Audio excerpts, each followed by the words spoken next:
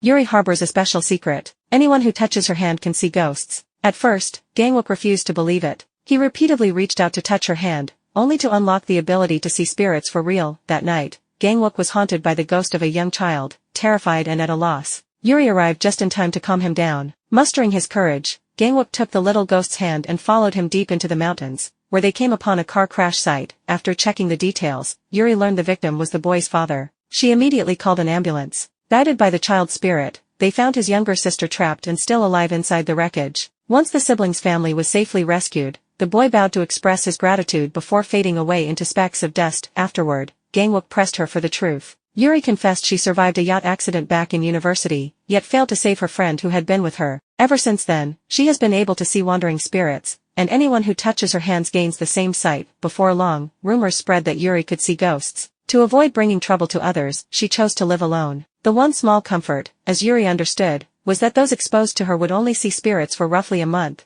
after which ghosts would stop appearing to them. For Gangwook's sake, Yuri hoped he would keep his distance. Instead, Gangwook took her hand. He now understood how painfully lonely her years had been. Compared to everything she endured, 1 month of seeing ghosts was nothing to him. What Gangwook had not anticipated was how unbearable the sight of spirits would be for an ordinary person. That very night, a female ghost trapped him in sleep paralysis. For days afterward, no matter where Gangwook went, all kinds of phantoms appeared out of nowhere. Even while jogging in the morning, a horde of female ghosts charged straight toward him. Overwhelmed by fear, Gangwook collected small religious statues from every faith: Buddhism, Christianity, primitive folk magic. He gathered them all, hoping some deity would respond and drive the ghosts away. To bolster his courage, he dragged his colleague to watch horror films. While his colleague enjoyed the movie, a trembling Gangwook kept firing off questions: why female ghosts always had long straight black hair, and why child spirits liked clinging to people's backs. After barely 1 week, Gangwook was already mentally drained. Then that night, a ghost banged violently on his front door. He called Yuri begging for help, yet she steeled her heart and hung up. The noise outside gradually faded. Gangwook opened the door slightly to peer through the crack, only to discover the female ghost was hovering directly above his head. Terrified, he sprinted straight to Yuri's house, but she refused to unlock the door. Yuri knew how much he was suffering, yet she could not grow closer to him. For his own good, listening to Yuri's gentle words, Gangwook suddenly felt weak and pathetic. He only needed to endure 1 month. Such suffering paled in comparison to Yuri's lifelong burden. He comforted her instead, telling her he would endure it on his own. Unable to bear seeing him struggle, Yuri shared several tips for dealing with spirits.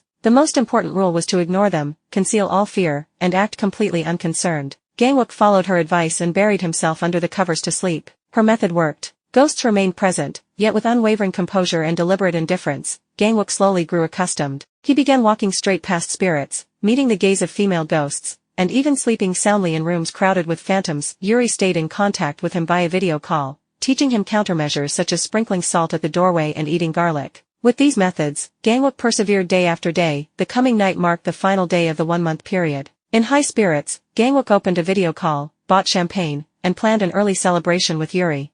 Through the video call, the two raised their champagne glasses for a virtual toast. Gangwook expressed his gratitude to Yuri. Without her guidance, he would never have overcome his fear. He hoped they could remain online friends, checking in on each other over the internet in the days ahead. Yuri turned him down. She asked that they pretend not to know each other if they ever met again. She refused to let Gangwook get dragged once more into her cursed fate. With that, Yuri waved goodbye to him on the screen. Though they had parted ways, Gangwook's heart felt heavy, and Yuri felt the same sorrow. The next day, she could not stop thinking about Gangwook even while working out. Eun-binYang asked Yuri's cousin about her, saying he had called Yuri many times with no answer. The cousin mentioned Yuri had been meeting a prosecutor lately, and Eun-binYang immediately thought of Gangwook. As she spoke of Gangwook, an idea occurred to the cousin. Eager to seize the inheritance, she visited Player Park in detention. She had guessed Yuri's tip-off had supplied Gangwook with evidence to arrest him. The cousin proposed an alliance. Once released, Player Park would carry out a task for her and ruin Yuri's chance to become the heir. Soon afterward, Gangwook learned Player Park had been released from custody. He was furious, yet his superior informed him the prosecutor general had personally approved the discharge. Unwilling to accept the outcome, Gangwook went to meet Player Park on the day of his release. He brought up the secret vault belonging to Player Park's father and warned the father and son to stay out of trouble. Player Park replied with hostility. He uttered Yuri's name and threatened to strike at Gangwook's greatest weakness. Gangwook's gaze sharpened. Without realizing it, Yuri had grown incredibly important to him. That night, Gangwook drove outside Yuri's residence. After lengthy hesitation, he called her, but she did not pick up. Yuri suspected she was being followed.